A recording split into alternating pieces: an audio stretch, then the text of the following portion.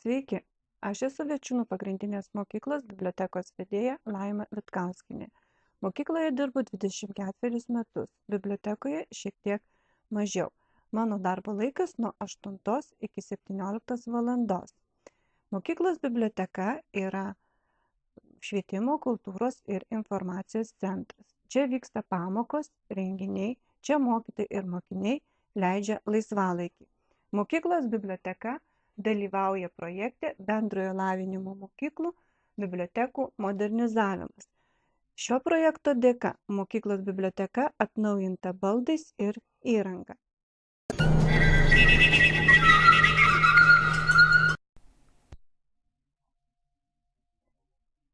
Informacinės technologijas naudoju senai. Dar 1999 metais pirmasis kompiuteris atkeliavo į biblioteką.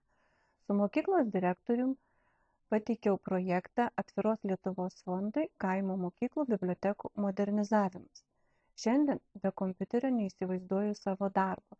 Tvarkau mokinių registrą, sukūriau internetinę svetainę. Dirbu su mokyklų bibliotekų informacinė sistema MOBIS. Darbas sekasi neblogai, tačiau gyvenimas keičiasi, tobulėja, reikalauja naujų žinių.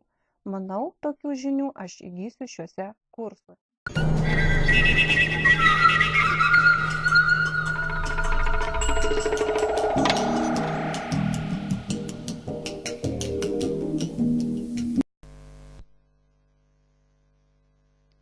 Darbas man patinka. Su mokiniais ir mokytojais organizuoju renginius, rengiu projektus, aktyviai dalyvauju mokyklos veikloje. Gaila, kad neskiriami pinigėliai bibliotekos fondams papildyti, laikraščiams užsakyti ir atlyginimas mažokas. Yra kaip yra ir tikiu, kad ateityje bus viskas gerai. Taigi, linkėjimai visoms dalyviams, iki susitikimo, ate.